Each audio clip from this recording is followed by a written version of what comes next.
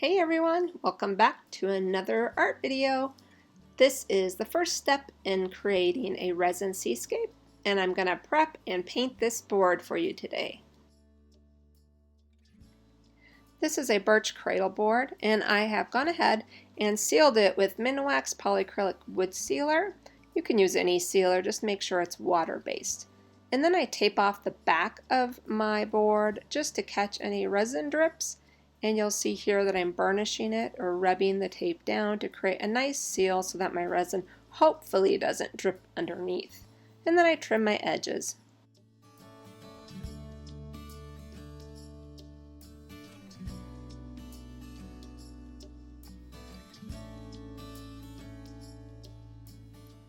Now I'm using a mix and match of different acrylic paints to paint a base coat on my board.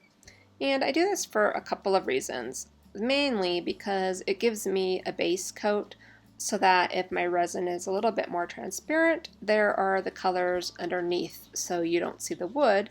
And second, it just helps me creatively plan out the way I want to pour my resin.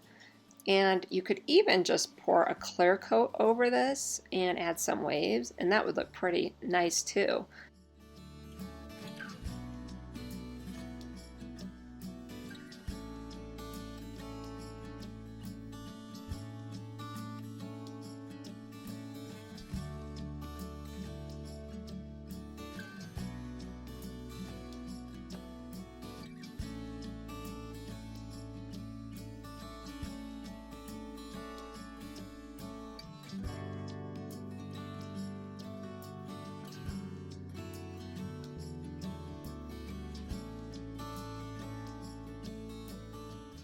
Now I'm going to take a little bit more of that yellow ochre and dab it on my brush so that I can add a little bit of texture and depth in my sand. Keep in mind you may not even see this once I pour my resin. It just gives me comfort knowing that I've got that underneath in case I decide to just stick with what I have here. By adding in that yellow ochre, that darker color, it also gives a sense of the sand that may be wet when the waves hit it. So I'm kind of planning ahead here.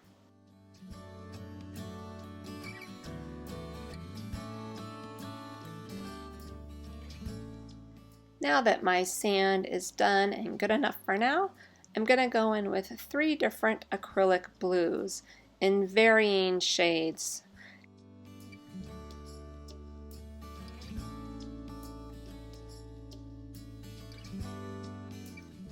And normally I will pour them out right next to each other, going from dark to light or light to dark, so that I have a gradient pattern when I dip my brush in. And you'll see I'm dipping my brush in so I collect the paint from dark to light or light to dark. And then when I brush it onto my board, you'll get this gradient pattern, and it looks really cool. It's really great for an undercoat for your resin seascape.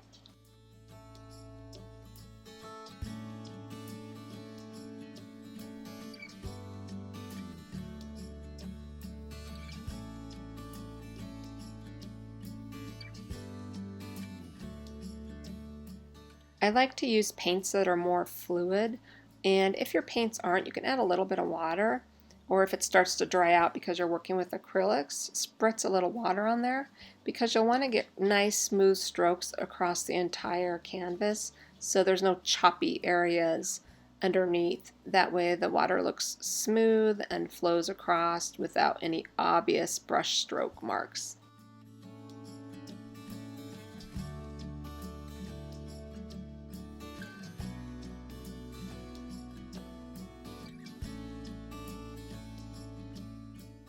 And then I'll paint my sides going in the same direction as the top of my canvas. That way when my resin pours over the sides, which I want it to in this painting, it'll all be flowing in the same direction.